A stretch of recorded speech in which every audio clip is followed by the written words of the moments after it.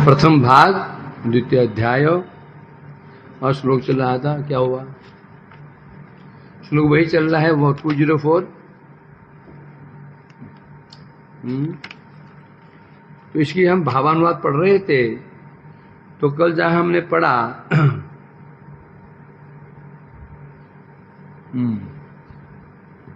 कहां तो पहुंच गए थे?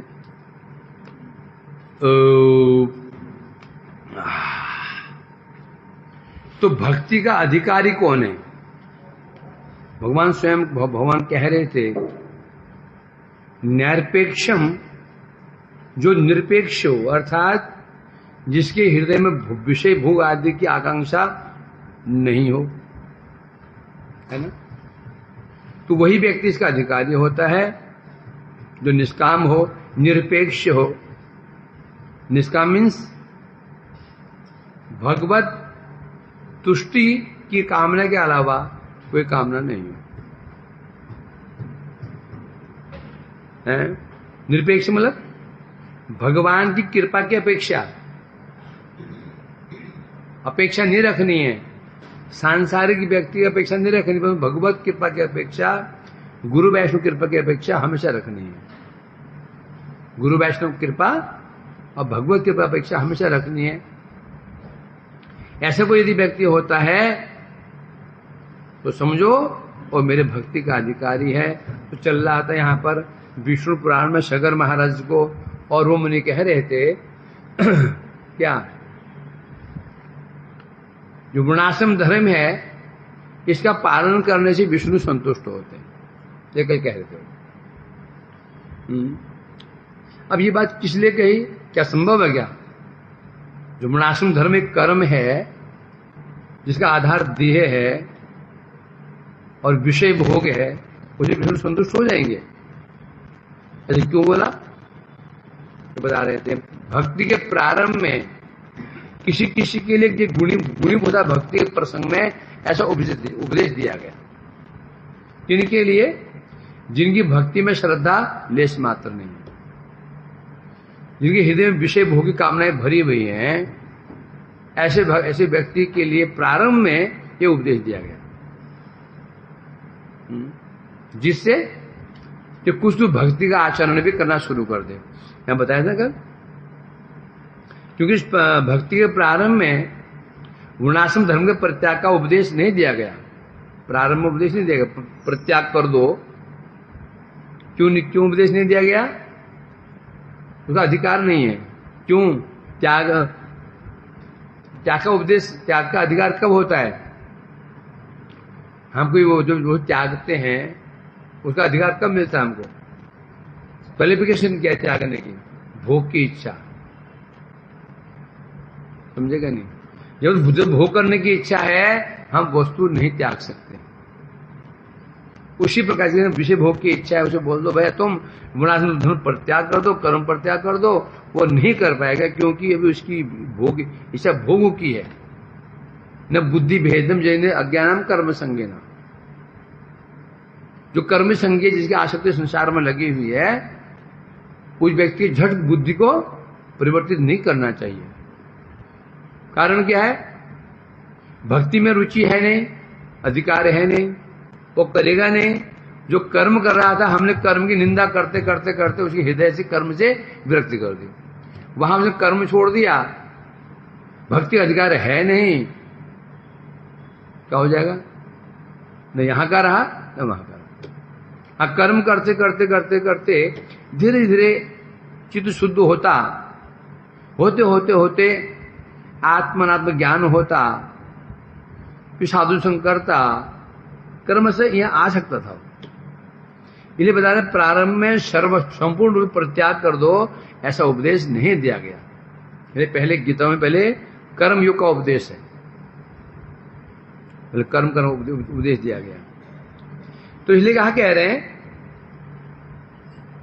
अथवा एक कारण ही है, प्रवृत्ति में जो प्रवृत्ति पर वेद मार्ग की रक्षा के लिए, वेद मार्ग क्या है? प्रवृत्ति पर है।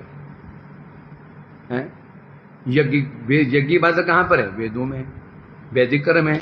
यज्ञ दान इत्यादि वैदिक कर्म है। इनकी रक्षा करने के लिए कोई कहीं प्रत्याग ना कर दे, है? बुद्ध ने क्या किया?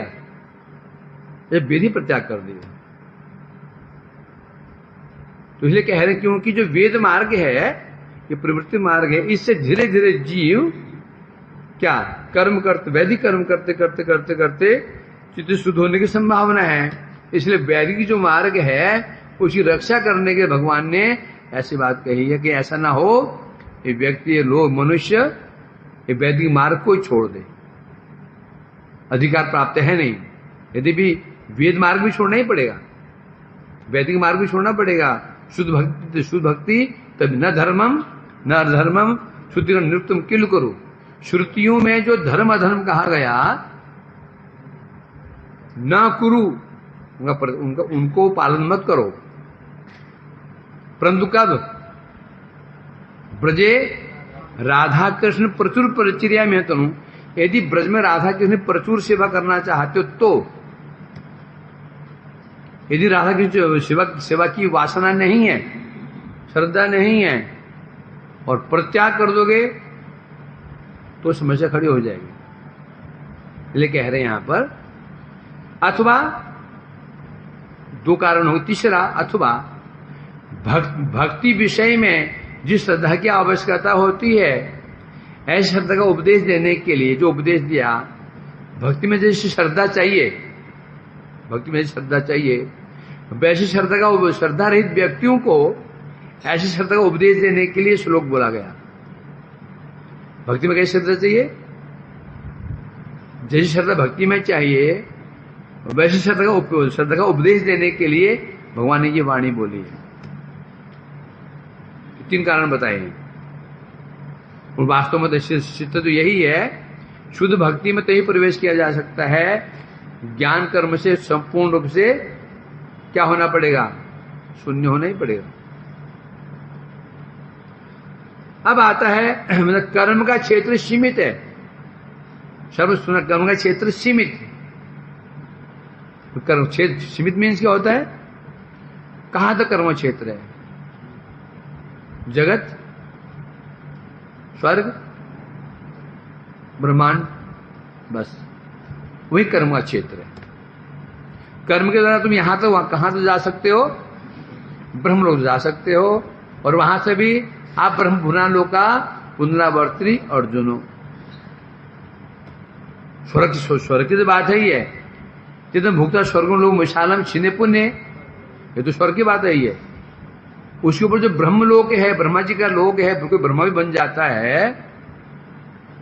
आप ब्रह्म भुवनालोका पुनरावर्ती अर्जुनो, आप ब्रह्म माने क्या होता है? नीचे से आरंभ करके ब्रह्मलोक तक, सत्यलोक तक जो भी वहां पहुंच जाता है, पुनरावर्तिनो, दोबारा जगत में आना पड़ जाता है। तो कर्म का क्षेत्र क्या है? सीमित है।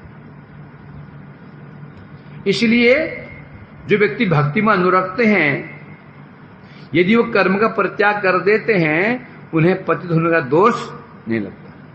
कोई व्यक्ति कर्म छोड़ देता है?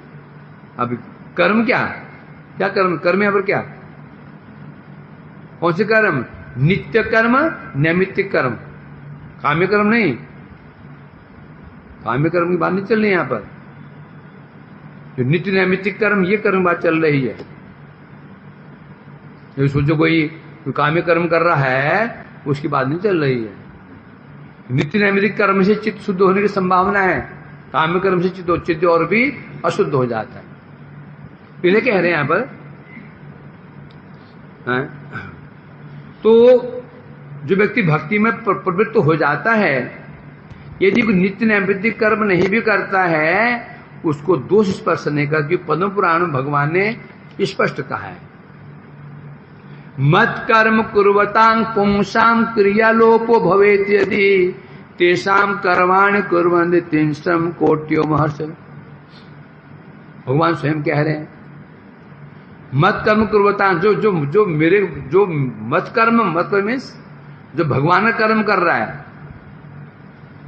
मन कर्म क्या होता है? श्रवण करना, कीर्तन करना, स्मरण करना, अर्चन करना, ये भगवत कर्म है। कर्म तो निषेध है, ये सामान्य कर्म नहीं है। कौन है? ये भगवदीय कर्म है। तत्त कर्म परवर्तन। उत्साहात, निश्चयात, धैर्यात, तत्त कर्म। तत्त कहने से तत्त मीन्स भगवत संबंधी कर्म। अब भगवत संबंधी कर्म क्या है? फिर उनकी भक्ति का हम पालन करें, कर्म कहते हैं। कर्म नहीं वैसे, ये भगवदीय कर्म है। तो इसे कह रहे हैं जो व्यक्ति मत जो मेरे संबंधी कर्म कर रहा है, मेरी भक्ति का पालन कर रहा है, तो यदि उससे क्रिया लोपो यदि भवेत, यदि ऐसे व्यक्ति से कोई सांसारिक कर्म छूट जाते हैं, कर्तव्य छूट जाते हैं, नैमित्तिक कर्म छूट जाते हैं, मातृ सेवा, पितृ सेवा आदि आदि जो कर्म छूट जाते हैं, नहीं हो पाता उससे, तेषाम कर्माणि कुर्वन्ति, उनके उन छूटे हुए कर्म को कौन पूरा करेगा? 30 कोटि महर्षय, 30 कोटि महर्षि, ऋषि महर्षि लगे हुए हैं। जो कर्म छोड़ आया उस जगत में, जो कर्तव्य छोड़ करके आ गया है, छोड़ करके मेरी भक्ति में लग चुका है, तो उसके जो कर्तव्य छोड़ करके आया है, जो कर्म उसने नहीं किए हैं, उनकी पूर्ति कौन करता है? 30 कोटि महर्षय, ये काम वो करेंगे। इसका मतलब ये हो गया, उसका जो कर्म छोड़ के आया था, कर्म छूटा नहीं, कर्म हो गया, उसने नहीं किया, उसने कर दिया। इसलिए जो व्यक्ति भक्ति में आता है और कोई अपने कर्तव्य कर्म छोड़ देता है, उसका पतन नहीं होता। हाँ, वही समझ लो, महर्षि भी करेंगे, दोनों करेंगे। जैसे देवदूती स्तुति में कहा गया, जिनको जानने से यस्मिन् ज्ञातेन कुर्वन्ति कर्म चेषु तीर्थम निरेषणा जगन मित्रा शुद्धम ब्रह्म नमामितम। ये देवदूती स्तुति है, इसमें कह रहे हैं जिनको जानने से फिर कोई कर्म करना नहीं होता। जिनको जान लेते हैं और फिर कर्म करने की आवश्यकता नहीं पड़ती। जब जान जाते हैं, कौन है वो? भगवान। जब भगवान को जान जाते हैं, फिर हमें कर्म करने की आवश्यकता क्यों नहीं होती? क्यों नहीं होती? क्योंकि हम जान जाते हैं जीवेर स्वरूप है नित्य कृष्णदास। जीव स्वरूप तो कृष्णदास है, न मातृदास, न पितृदास, न पतिदास, न पत्नीदास। बल्कि ये भी जो हैं, ये मातृ पितृ हैं, ये भी भगवान के दास हैं। इसलिए जो भगवान की भक्ति करने लग गया तो क्या हो गया? जो कर्तव्य छोड़ दे कर्तव्य पूरे नहीं कर पाता है, ये महर्षि पूरा करते हैं। इसलिए अब उसको करने की आवश्यकता नहीं पड़ती। भय नहीं, उसको भय नहीं रहता। जब तक वो नहीं जानेगा कि भगवान क्या है, भगवान की महिमा क्या है, तब तक छोड़ तो देगा। यहां आकर फिर भय बना रहेगा, अरे मैं छोड़ दिया, क्या करूं, एक बार चला जाऊं, उनको देख कर क्या आऊं, ये करके आऊं, वो करके आऊं, मन में ये बात बनी रहेगी उसकी। जब उसको जो जान जाता है, उसको जान तो हम जाते ही हैं, जब विश्वास हो जाता है कि भगवान अपने भक्तों के द्वारा छूटे हुए कर्मों को ऋषि महर्षि पूरा करवाते हैं, फिर पुनः वो कर्म करने का उसकी मन प्रवृत्ति बिल्कुल नहीं होती। इसलिए कहा जा रहा है?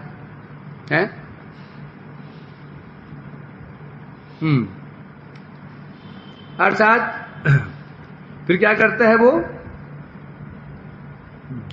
फिर उस भगवान को जानकर जो समस्त प्रकार की कामनाओं को त्याग देते हैं, पहले क्या करेगा? भगवान को जानेगा, फिर कर्म त्याग होगा। पहले कर्म त्याग होगा कि भगवान को जानेगा? पहले भगवान को जानेगा, समझेगा, अनुभव करेगा। भगवान कौन है, क्या महिमा है उनके, और मैं कौन हूं। जब तक उसके स्वस्वरूप और परस्वरूप अनुभूति उसको नहीं होगी, तब तक संभव ही नहीं है वो कर्म त्याग दे। मातृ सेवा, पितृ सेवा, देव सेवा नहीं त्याग सकता हो। अभी हमारी ये जो समस्या है, समस्या क्या है? भगवान शिव में आ गए, आने के बाद भी चिंता लगी रहती है, मेरी माता जी बीमार पड़ी हुई है, फिर पिताजी को कौन देख, कोई दिखने वाला ही नहीं है, माता जी को दिखने वाला ही नहीं है, पर देख ही लेता हूं जाकर के, थोड़ा चक्कर मार लेता हूं। ये किसका भाव है? किसका भाव है? अर्थात भगवान को जाना नहीं, वो तो जान जाएगा भगवान क्या तत्व में है, फिर दोबारा मुड़ के नहीं देखेगा। इसका प्रमाण हमारे गोस्वामी वर्ग भक्त लोग होते हैं, हैं?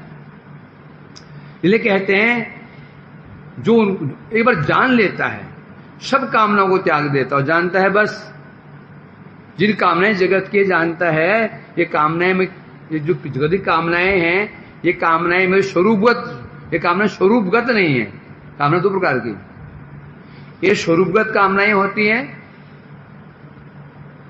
स्वरूपगत में स्वरूप संबंधी, आत्म संबंधी। वो स्वरूपगत कौन सी होती हैं? साधु संग, साधु भक्ति की इच्छा, ये सब स्वरूपगत इच्छाएं होती हैं। साधु संग मिल जाए, गुरु से गुरु कृपा हो जाए, नाम में रुचि हो जाए, कथा में, स्वरूपगत कामनाएं हैं। और जो कामनाएं देह और मनोगत हैं, वो कामनाएं क्या हैं? महाप्रभु स्पष्ट निषेध किया ना, न धनम न जनम न सुंदरी जगदीश सेवा काम। ये जो है ना, धनम जन्म सुंदरी कविता, ये क्या है?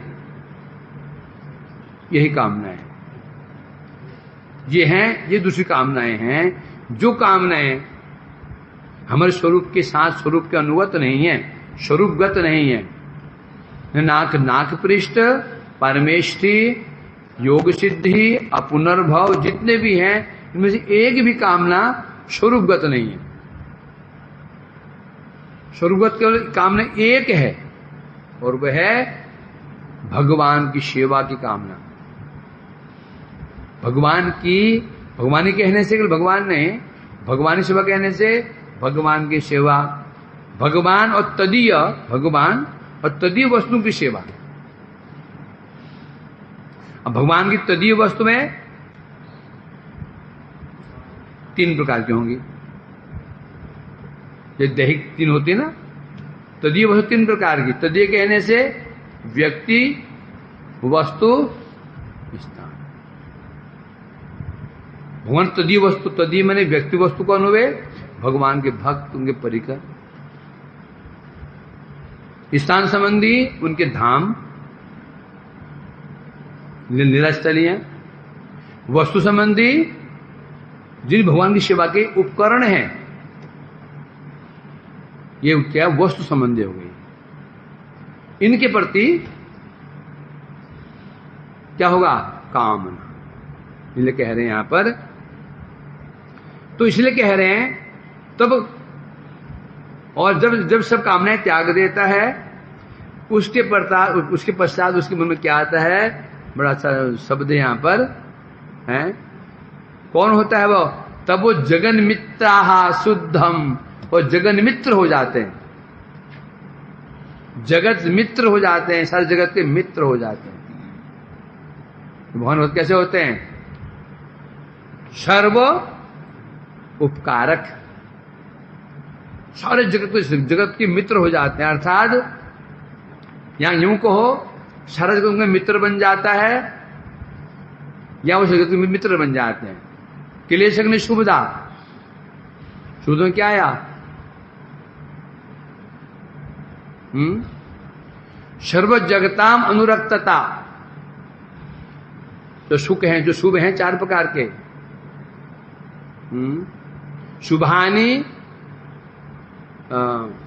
शुभानी, उनमें एक आया सर्व जगताम अनुरक्तता, सारा जगत जो उनके प्रति अनुरक्त हो जाता है। इन अर्चितो हरि ते त्रिपंत अपि रजनति जंतवास्तव स्थावर जंगमापि, है ना। जो हरि का अर्चन कर लेता है, हरि को संतुष्ट कर लेता है, ते त्रिपंती जगन्त्यपि, मानो सारे जगत को उसने तृप्त कर लिया, सारे जगत को तृप्त कर दिया। रजनी जनतावास तत्र, जितने प्राणी हैं सबके प्रति वो सब उसके प्रति अनुरक्त हो जाते हैं, ये विशेषता होती है। तो अनेक यहां प्रमाण दिया जा रहा है। तो ऐसा व्यक्ति जो भगवान को जान जाता है, जानकर सब कामनाओं को त्याग देता है, जड़ीय कामनाओं को, उसके हृदय में क्या भाव आ जाता है? मैत्र भाव, जगत मैत्र भाव। सारा जगत क्या आता है? मैत्र। क्यों मैत्र में क्यों आ जाता है? क्यों? वो समझ चुका है स्वस्वरूप अपर स्वरूप। जीवेर स्वरूप है नित्य कृष्णदास, सवै पुंसा प्रोधर्म इत्यादि बहुत सारा। यहां पर सवै पुंसांग कहा, या ये नहीं कहा कि जो देवता हैं उनका ही परम धर्म है, असुर का धर्म नहीं कहा उन्होंने। यहां पे पुंसाम सब आ गए, जीव मात्र जब वो समझ जाता है भगवान को जानने में क्या हो गया, सब जान जाता है भगवान कौन है, भगवान का जगत से क्या संबंध है, जगत से क्या संबंध है, जगत वासियों से क्या संबंध है, जान जाता है। पूरा जगत जो है भगवान की सेवा की वस्तु है, और जो जीव है भगवान के सेवक हैं। बस जब सभी सेवक हैं भगवान के, तो फिर शत्रु कौन है? एक पिता के 4 पुत्र हैं,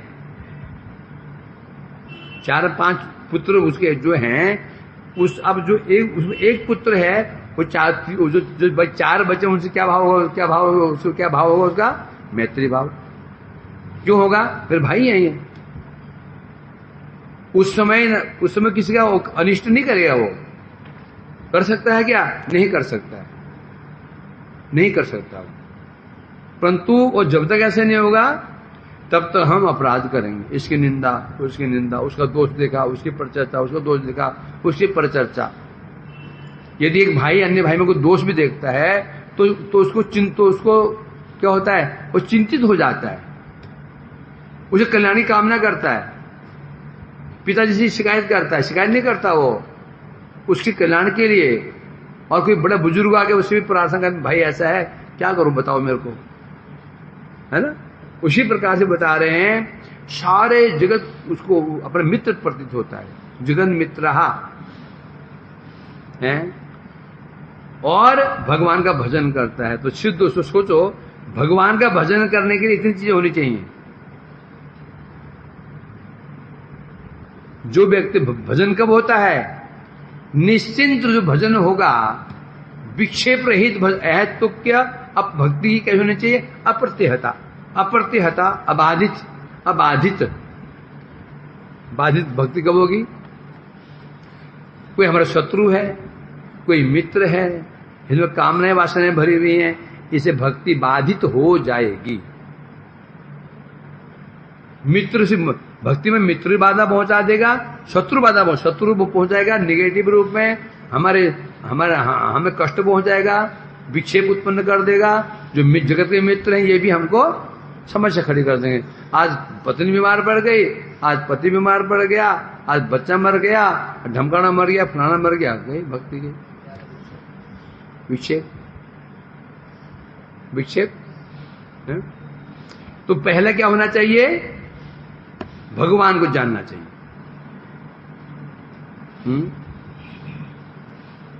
पहले क्या है? अथातो ब्रह्म जिज्ञासा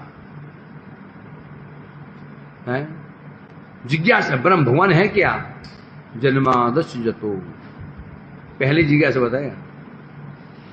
जब हम इसको जब जान जाते हैं, अनुभव हो जाता है, साथ ही साथ कामनाएं अपने आप चली जाएंगी, जड़ीय कामनाएं अपने आप चली जाएंगी। कामना दूर करने की चेष्टा नहीं पड़ेगी। जैसी कामनाओं को त्याग देंगे, सारा जगत के प्रति क्या भाव हो जाएगा? मैत्री भाव। फिर कोई शत्रु नहीं, आजाद शत्रु है। और जब कोई शत्रु ही नहीं है, फिर चित्त चंचल कैसे होगा? हमारा चित्त चंचल क्या होता है? ये मेरा शत्रु है, ये मेरा शत्रु है, उसने मेरा ऐसा कर दिया, ये मेरा शत्रु, उसने मेरा ऐसा शत्रु है। जब अन्य शत्रु मान लेते हैं तो क्या हो जाएगा फिर? चित्त चंचल हो जाएगा। चित्त चंचल हो जाएगा, अब भक्ति में निरंतर नहीं आएगी। है? तो इसे कह रहे हैं, तो ऐसे भगवान को मैं प्रणाम करता हूं। कैसे भगवान को? नंबर 1, जिनको जानने से और फिर कोई कर्म नहीं करना पड़ता। नंबर 2, जिनको जानने से सब कामनाएं परित्यक्त हो जाती हैं। नंबर 3, जिनको जानने से सारे जगत के प्रति मैत्री भाव आ जाता है और व्यक्ति भजन करने लगता है। ऐसे भगवान को मैं प्रणाम करता हूं। इतनी चीजें चाहिए भजन करने के, इतनी चीजें वो चाहिए होती। यदि हमारे गुण नहीं है तो फिर भजन संभव नहीं है। भजन तो होगा परंतु अप्रतिहत नहीं होगा। वो कभी किया, कभी नहीं किया, कभी हुआ, कभी 1 लाख माला कर दी, मन प्रसन्न हुआ तो 16 माला के बैठ गए। कभी मन प्रसन्न है तो 2 लाख हो गया, नहीं हुआ तो एक ही माला हनुमान की पूंछ लग जाती है, मतलब पूरी नहीं हो रही है। 16 माला करना भारी पड़ जाता है और मन प्रसन्न हो तो 16 माला कब हो जाती है पता नहीं चलता। कुल मिला के सिद्धांत ये है, मन शांत होना चाहिए। भजन तभी से हमारा होगा, मन में कोई विक्षेप नहीं है। हमें पूरी चेष्टा करनी चाहिए, किसी भी प्रकार से हमारा मन विक्षिप्त नहीं होना चाहिए। हम इतने बलवान नहीं है कि विक्षिप्त मन से भजन कर लेंगे, संभव नहीं है, ऐसा नहीं होता। कोई ऐसे कारण नहीं होना चाहिए हम मन विक्षिप्त हो जाए। उसके लिए भाई एक ही सिद्धांत है। कृष्ण ने कहा गीता में, यस्मान द्विजित लोको लोकान द्विजित चयो। भक्ति की परिभाषा क्या है? यस्मान द्विजित लोको लोकान द्विजित चयो। जगत का सिद्धांत होता है। यदि हम किसी के लिए खतरा बनेंगे तो हमारा खतरा बन जाएगा वो, ऐसा कि नहीं? तुम रास्ते में चले जा रहे हो, बंदर को नहीं बैठा हुआ है, तुम उसको देखो तो तुम उसको ऐसे देख, उसको घूर के देखो, क्या करता हो? तुम निकल जाओ चुपचाप, कुछ नहीं करता वो। तुम खड़े हो जाते हो, देखते हो ना, ऐसे देखते हो, उसको खतरा लग जाता है ये मेरे मारने वाला है, वो तभी वो अटैक करता हो। तुम चुपचाप निकल जाओ, कुछ नहीं करेगा वो बाई चांस है। तू रास्ते में बंदर बैठा हो, तुम निकल जाओ, तुम खड़े हो जाओ एक बार, वो देखते रहो, फिर वो घुड़ के देगा। मैं तो जाता हूँ ना, मुझे कुछ नहीं करता हो। जब उसे लगता है खतरा तो फिर वो स्वाभाविक है। कितना अच्छा श्लोक है।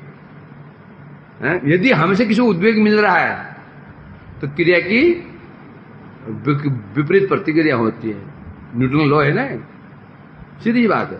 यदि चेष्टा करो हमसे किसी को उद्वेग प्राप्त नहीं हो, जब नहीं होगा तो हमें कोई उद्वेग देगा ही नहीं। स्टार्टिंग कहां से होती है? क्रिया से। प्रतिक्रिया बाद में होती है। क्रिया पहले होती है, प्रतिक्रिया बाद में होती है। स्टार्टिंग हमसे ही होती है। हम गड़बड़ करते हैं, हम कहीं ना कहीं हम समस्या हम खड़ी करते हैं।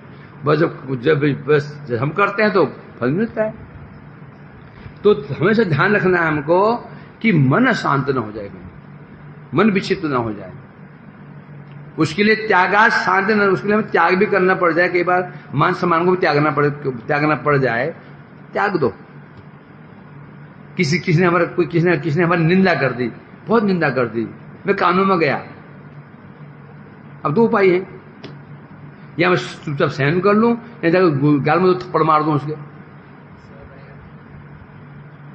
मुझे पता है सनातन ने मेरी निंदा की, मेरी घोर निंदा करता है। अब तो मेरे 2 उपाय है, तो छोड़ो यार, झगड़ा करूंगा तो मेरा मन और खराब हो जाएगा, सहन कर लूं। यहां गया 2 चपड़ लगा दिया, क्या चपेट लगाने जो वो बंद कर देगा और दुगनी गति से करेगा फिर वो। तो बुद्धिमानी क्या है? सहन तो थोड़ा कष्ट तो होगा परंतु मन उद्योग नहीं होगा। इसलिए ध्यान रखो, हम उसको तुरंत प्रतिक्रिया कर देते, मैं देख रहा हूं मन में, हम तुरंत एक्शन ले लेते हैं। कभी हमारा भी होता था, नहीं कह रहा हूँ, तुम्हारा भी दोष नहीं है, कुछ उम्र का हिसाब होता है, कुछ उम्र का हिसाब होता है, इस उम्र में होता है। तो शरीर में खून में गर्मी रहे ना, खून में गर्मी होती है ना, तो सहन करना आसान नहीं होता, तो खून ठंडा पड़ जाता है। तो छोड़ो, कौन हाथ उठाए, कौन चपेट मारे, तो इसलिए भजन वास्तव मुझे अनुभव कर रहा हूँ, भजन की शुरुआत वास्तव में होती है 40-45 के पास।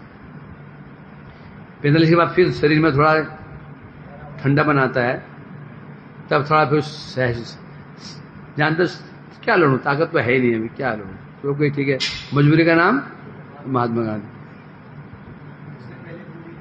बस एक्शन तुरंत तरातर, अपना अनुभव कह रहा हूं मैं तुमको।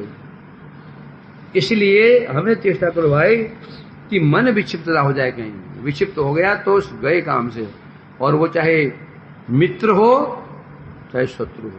मैं तो ये देख रहा हूं, शत्रु से अधिक हमारे चित्त को विक्षिप्त मित्र करते हैं। शत्रु से एक ही खतरा रहता है कि कहीं गोली न मार दे, कहीं वो जान से न मार दे, कहीं निंदा ना कर दे, बस। अब मित्रों से तो प्रभु जी ये हो गया, प्रभु जी वो हो गया, प्रभु जी धमकाना हो गया, कोई फलाना हो गया, कितनी समस्याएं।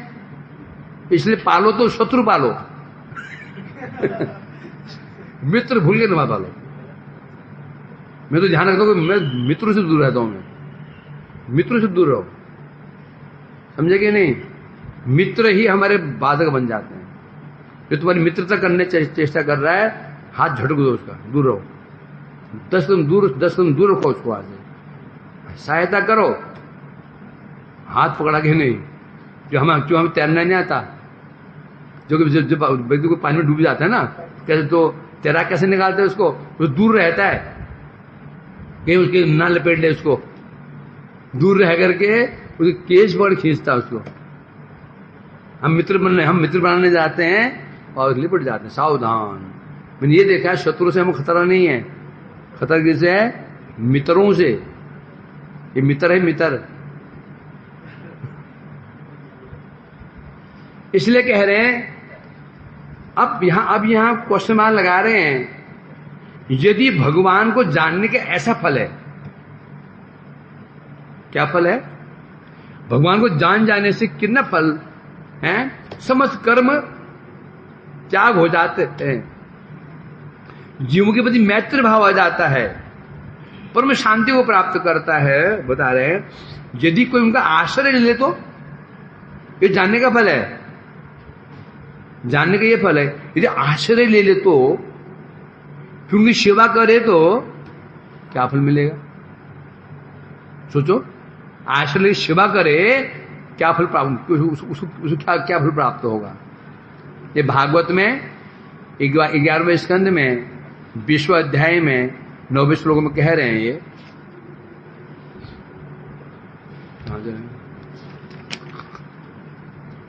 11:20:9।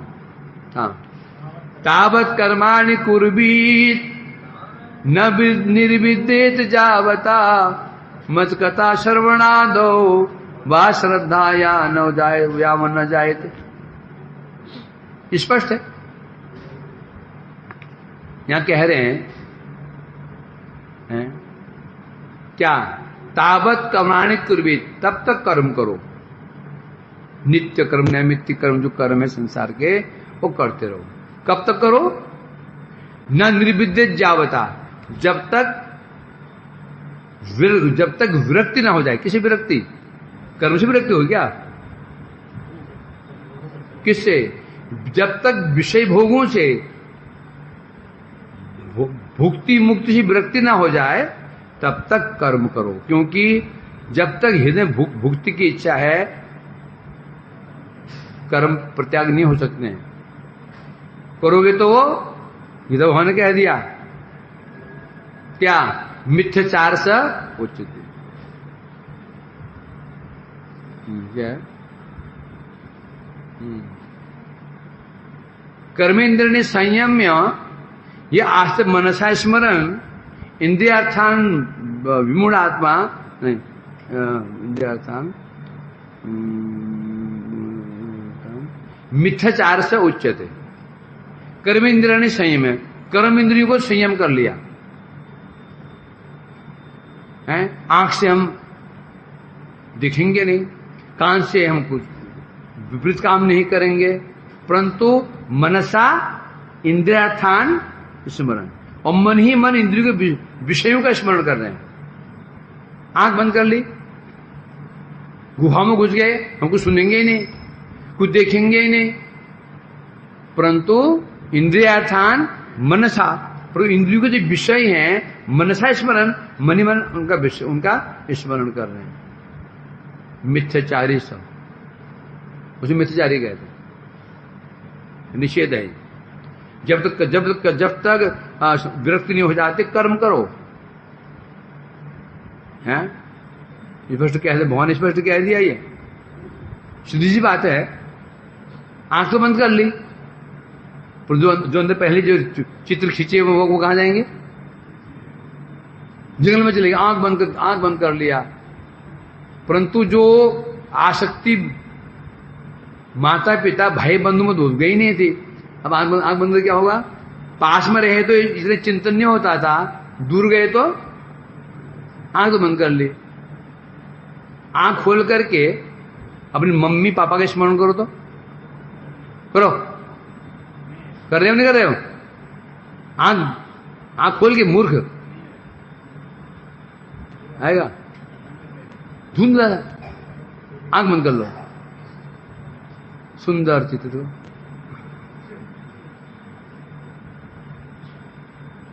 है। इसे कह रहे हैं यहां पर, इस भावना स्पर्श कह दिया, देखो नंद्रिविद्येत, जब तक विरक्ति नहीं हो जाती, सांसारिक कामों से विरक्ति नहीं हो जाती, तावत कर्माणि, तब तक कर्म करते रहो, हैं? जब ये समस्त कामनाओं से विरक्ति हो जाती है, तो एक शर्त, दो यहां पर शर्तें हैं। एक शर्त ये हो गई, समस्त कामनाओं से विरक्ति होनी चाहिए, संसार से विरक्ति होनी चाहिए। विरक्ति होना ही भक्ति का अधिकार नहीं है। कोई ना समझे संसार से विरक्ति हो गई तो भक्ति में अधिकार मिल गया, नहीं होगा वो। ये संसार से विरक्ति होना ये गौण फल है। क्या है? क्या है ये गौण है, गौण मुख्य नहीं है। जो मुख्य जो अधिकार, दो अधिकार से होते हैं, एक संसार से विरक्ति, दूसरी मत कथा श्रवणादो, हाँ श्रवणादो मेरी कथा श्रवण कीर्तन स्मरण आदि में श्रद्धा नहीं हो जाती। तो ये जो दो शर्त बता रखी हैं, कर्म त्याग के दो शर्तें हैं। कर्म त्याग दो अवस्था में कर सकते हो, एक संसार की विरक्ति, दूसरा भगवत कथाओं में श्रद्धा।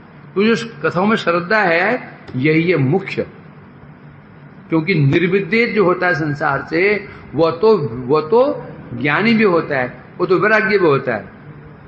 जो निर्विद्यमान है, जो निर्विद्यता है, विरक्ति है, ये किसका अधिकार है? ये ज्ञान का अधिकार है। ये क्वालिफिकेशन ज्ञान की है। ज्ञान तभी ठहरेगा तो संसार की विरक्ति होगी। तो ये गुण तो यहां पर भी है, परंतु ये कौन है? और भक्ति का जो वास्तव में भक्ति का अधिकार का असली क्वालिफिकेशन क्या है? मत का श्रवणा दो, श्रद्धा यावर न जाए, ये कह रहे हैं यहां पर। हाँ, तो तभी तक अब कर्म कहें, कर्म मतलब इधर क्या? नित्य नैमित्तिक आदि कर्म, नित्य कर्म और निमित्त का जो कर्म है ये कर्म करने होंगे। काम्य कर्म तो सर्वथा परित्यज्य है। तो नित्य नैमित्तिक कर्म करने से चित्त शुद्ध होने की संभावना बनी रहती है। हाँ। अब ये वा शब्द है, श्रद्धा वा कहने से और भी कई जैसे कई ऐसे करणीय विषय हैं, उनके प्रति भी निरपेक्ष होना होगा। इसके द्वारा सिद्ध हो गया कर्म ज्ञान आदि त्याग के पक्ष में वैशिष्ट सिद्ध हो गया कि कर्म ज्ञान आदि त्याग के पक्ष में ही वैशिष्ट सूचित हुआ। तो ये सिद्ध हो गया कर्म ज्ञान आदि का त्याग करना ही होगा। कर्म ज्ञान आदि का त्याग तो करना ही होगा, यह स्पष्ट कह दिया। भागवत में स्पष्ट कह दिया।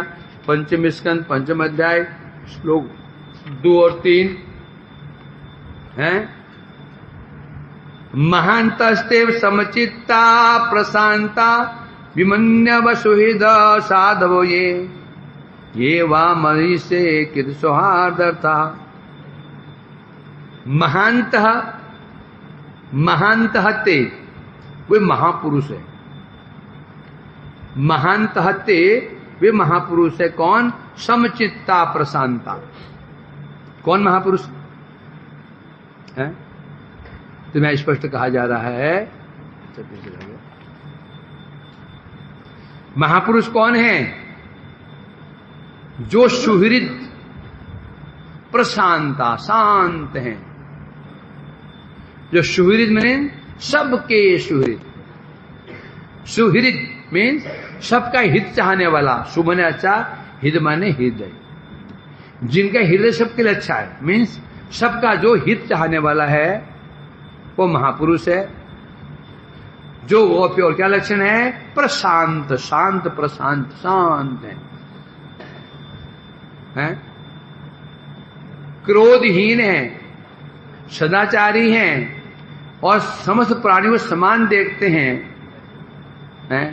मुझे ईश्वर में जिनका प्रेम है, मुझे ही परम पुरुषार्थ रूप में जानते हैं, वही महापुरुष है। ये महापुरुष लक्षण बता दिया। अब देखो तुम्हारे अंदर कितने लक्षण है? 90% भी आए मार्क्स तो पास मार्क्स तो महापुरुष मान ले जाओगे। हैं? अश्वनाथ मिला रहा है मेरे को कौन सा है? पहला सुहृद, सबका हित चाहे, कि मित्र का नहीं। मित्रों का सुहित तो असुर भी चाहता है। असुर भी अपने मित्रों का सुहित चाहता है। राक्षस भी चाहता है मित्रों का। यहां क्या हो रहा है? सबका मित्र हो, शत्रु हो, जो उसका अनिष्ट करे उसका भी हित चाहे। ठाकुर हृदय ठाकुर जी जो उनको पिटाई कर रहे हैं, इतना मारा, मार के पीट के खाल उधेड़ दी है। उनके हित चाह रहे हैं भगवान। अज्ञानी है, इन्हें पता नहीं क्या कर रही है। क्षमा कर देना। घड़ी ठीक है क्या है? रे घोर अपराध।